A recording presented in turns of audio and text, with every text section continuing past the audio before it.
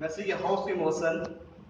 ngasigi mirolna mangliba anouba manipur amagi manglan se khunai asida leiriba civil society organization singi matengdagi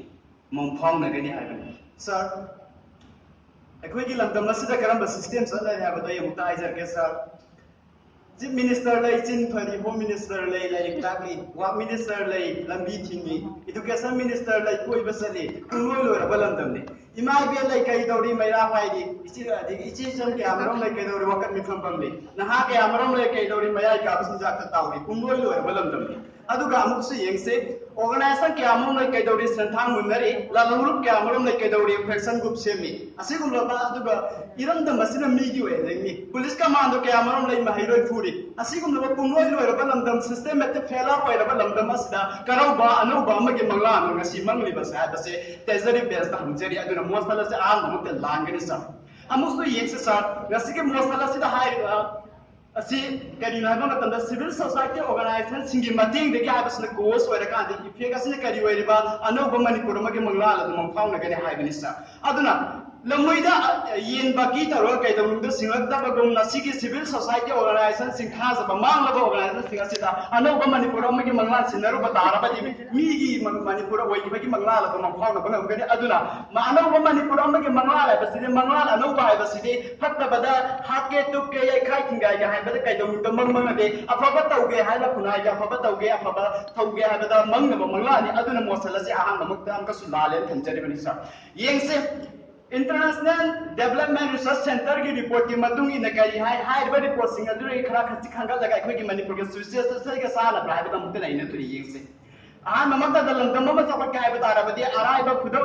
खुंथाम दा resource दा काले मणिपुर दा resource fungi आय तो नमी के यामन लाउरी हाई बसिंग अदो कोई द बनी चिन थी बनी अमसुम मखोई सिंग सीजन ब वाट बनी मणिपुर दा रिसोर्स मरान काय ने लै सही सहुम लेतना environment assessment tawra kan da kahen da bidising ko kuma tamda manipur da loi roi haina pana ni bile hai ba resourcing ado north east development summit 2017 sangai festival da pham ki ba report ki matungi na mapala da bithokre hai ba resourcing ado manipur ga saru yaw ga da bane hai to na gasi ko da civil society organization singa law de ba ka dikino ai ko ge sakhum piu lamdam asi na singa se tele lai ba da maming sat ibani aduna hai ba na singa si training piu na thaka mapam sa sunga da bane ai ko ge sakhum piu hai to ba ka dikino ado ba ta ra be sakhum ba ga ko lam da me safar da ngasi ko ba tumina lai san ba sina civil society organization singa sina kana pura kani hai ba mati ko lamdam asi anu bo manglan da mangfauna da mati pam kan ha sa amuka su la le tak sa ibani sa amuka su yengse kadi ko ba resource si la thora pa tar ga de sahi sa hum sang na sing ko ba loi ro da ba environment assessment tau da ba na maram koi da kan da